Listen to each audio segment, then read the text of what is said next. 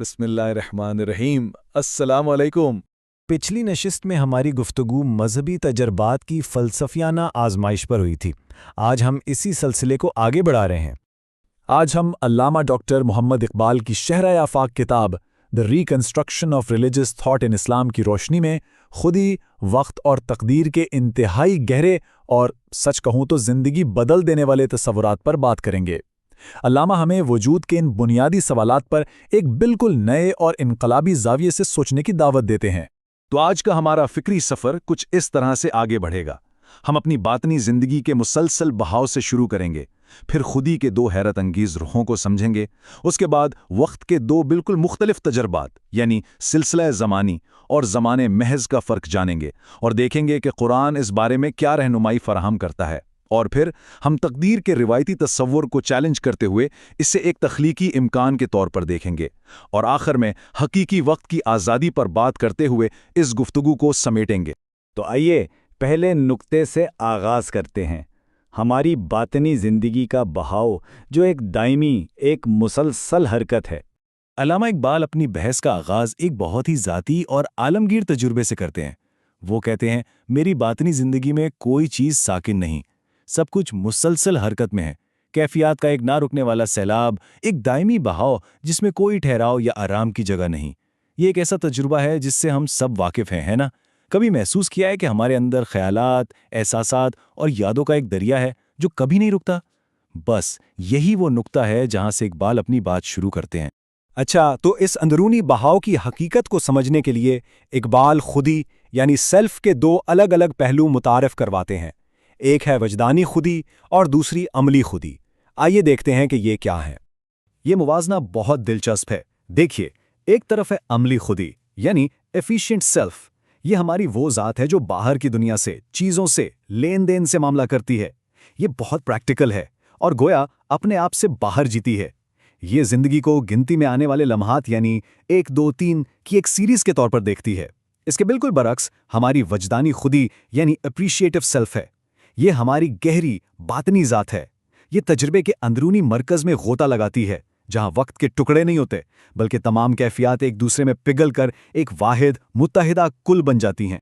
तो यहाँ से ये अहम नुक्ता सामने आता है कि खुदी के ये दोनों रुख वक्त को भी दो बिल्कुल मुख्तलिफ तरीक़ों से महसूस करते हैं और ये हमें सिलसिला ज़मानी यानी सीरियल टाइम और ज़माने महज यानी प्योर ड्यूरेशन के बुनियादी फ़र्क की तरफ ले जाता है। हमारी अमली खुदी सिलसिले ज़मानी में जीती है। ये वो वक्त है जिसे हम रोज़मर्रा ज़िंदगी में इस्तेमाल करते हैं, यानी घड़ी का वक्त। ये बिल्कुल स्पेस की तरह है, लम्हों की एक सीधी लकीर जिसे हम घंटों, मिनटों और सेकंडों में तकसीम कर सकते हैं। और यहाँ इकबाल एक ऐसी शानदार तशबीह इस्तेमाल करते हैं जो इस तसव्वुर को ज़हन पर नक्श कर देती है। वो कहते हैं कि अमली खुदी वक्त को एक धागे में पुरोए हुए मोतियों की तरह अब की एक सीरीज में पीस देती है। गोया जिंदगी का बहता हुआ दरिया मुंजमद होकर अलग अलग मोतियों में बदल जाता है ताकि हम उसे गिन सकें, नाप सकें। इसके बरक्स है ज़माना महज प्योर ड्यूरेशन। ये वजदानी खुदी का वक्त है। ये एक जिंदा हकीकत है, एक वाहिद अब जिसमें माजी, हाल और मुस्तकबिल एक दूसरे से जुड़े हुए हैं, एक दूसरे में पैवस्त हैं। ये गैर सिलसिलावार हैं, नाकाबिल तक़सीम और मकान की कैद से बिल्कुल आज़ाद। ये वो गहरा वक्त है जिसे हम कभी कभी गहरी इबादत, मुराक़बे या शदीद तख्लीकी लम्हात में महसूस करते हैं। अब इकबाल अपनी दलील को सिर्फ फ़लसफ़े तक महदूद नहीं रखते बल्कि उसे वही की रोशनी में परखते हैं। वो बताते हैं कि वक्त के ये दोनों तसव्वुरात यानी सिलसिलावार और गैर सिलसिलावार खुद कुरान मजीद की आयात में भी मौजूद हैं। यहाँ सूरतुल फुरक़ान की आयात हैं, और उस जिंदे पर भरोसा रखो जो कभी नहीं मरता, जिसने आसमानों और ज़मीन को और जो कुछ इनके दरमियान है 6 दिनों में पैदा किया। यहाँ 6 अय्याम का जिक्र तख्लीक के अमल को एक सिलसिले के तौर पर पेश करता है, यानी एक के बाद एक मरहला। ये सिलसिला ज़माने की बेहतरीन मिसाल है। और अब इसके बिल्कुल बरक्स सूरतुल कमर के इन आयात को देखिए। बेशक हमने हर चीज़ एक अंदाजे से बनाई है और हमारा हुक्म तो बस एक ही है, जैसे आँख का झपकना। यहाँ तख्लीक का पूरा अमल एक वाहिद नाकाबिल तक़सीम लम्हे में मुकम्मल हो जाता है। कलम हब्बिल बसर, ये ज़माने मैस यानी प्योर ड्यूरेशन की अक्कासी है। ये तख्लीक को बाहर से नहीं बल्कि अंदर से اس کے مرکز سے دیکھنے کا تجربہ ہے۔ اس پیچیدہ تصور کو مزید واضح کرنے کے لیے اقبال ایک سائنسی مثال پیش کرتے ہیں جو واقعی حیران کن ہے۔ ذرا اس عدد کو دیکھیے، 400 خرب۔ یہ ایک ناقابل تصور حد تک بڑا عدد ہے۔ جانتے ہیں یہ کیا ہے؟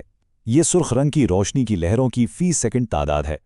اگر ہم اس تعداد کو ایک ایک کر کے گننے بیٹھیں تو 6000 سال سے زیادہ لگ جائیں گے، لیکن ہمارا ذہن، ہماری وجدانی خودی اس لامتناہی سلسلے کو ایک ہی لمحے میں ایک واحد ادراک کے عمل میں سمیٹ لیتی ہے اور اسے سرخ رنگ کہتی ہے۔ یہی تو زمان محض کی طاقت ہے جو کثرت کو وحدت میں بدل دیتی ہے۔ اب ہم اس بحث کے عروج کی طرف چلتے ہیں جہاں اقبال تقدیر کے تصور کی ایک انقلابی اور زندگی بخش تشریح پیش کرتے ہیں۔ اقبال کے نزدیک تقدیر کوئی پہلے سے لکھی ہوئی نہ ٹلنے والی جبری قسمت ہرگز نہیں ہے۔ تو پھر تقدیر کیا ہے؟ یہ وقت ہے جب اس کے امکانات ابھی ظاہر نہیں ہوئے۔ یہ کسی شے کی اندرونی رسائی ہے، اس کی وہ صلاحیتیں جو حقیقت بن سکتی ہیں۔ تو اہم نکتہ یہ ہے کہ تقدیر جبر نہیں بلکہ کسی شے کے اندر چھپے ہوئے تخلیقی امکانات کا نام ہے۔ اور اب ہم اپنے اختتام کی طرف بڑھ رہے ہیں، حقیقی وقت کی آزادی جو تخلیق اور تکرار کے فرق سے واضح ہوتی ہے۔ یہاں دو دنیاؤں کا ٹکراؤ ہے۔ ایک طرف مشینی عمل ہے جس کی بنیاد تکرار، جبر اور یکسانیت پر ہے، یہ سائنس کا دائرہ ہے۔ دوسری طرف تخلیقی زندگی ہے جس کی پہچان بے ساختگی، آزادی، غیر جبریت اور اصلیت ہے۔ اقبال کے نزدیک تمام حقیقی اور تخلیقی سرگرمی آزادانہ سرگرمی ہے۔ اور یہ ہے اقبال کا وہ شاندار نتیجہ جو ہمارے وجود کو ایک نیا معنی دیتا ہے۔ وہ کہتے ہیں، حقیقی وقت میں موجود ہونے کا مطلب سلسلہ زمانی کی زنجیروں میں جکڑا ہونا نہیں، بلکہ اسے لمحہ بلمحہ تخلیق کرنا اور تخلیق میں بالکل آزاد اور اصلی ہونا ہے۔ یعنی حقیقی زندگی ایک مسلسل تخلیقی عمل ہے، نہ کہ کسی پہلے سے طے شدہ راستے پر چلنا۔ تو آخر میں یہ سوال ہمارے لیے ہے جس پر غور کرنا چاہیے۔ اگر حقیقی وقت میں جینا تخلیق کرنا ہے تو اس لمحے ہمارے اندر اور باہر کون سی نئی اور غیر متوقع حقیقت جنم لے رہی ہے؟ یہ سوال اقبال کے پورے فلسفے کا نچوڑ ہے اور ہمیں عمل اور تخلیق پر ابھارتا ہے۔ اسی کے ساتھ آج کی گفتگو اپنے اختتام کو پہنچتی ہے۔ اللہ حافظ۔ لیکچر کے اگلے حصے کے ساتھ پھر ملاقات ہوگی۔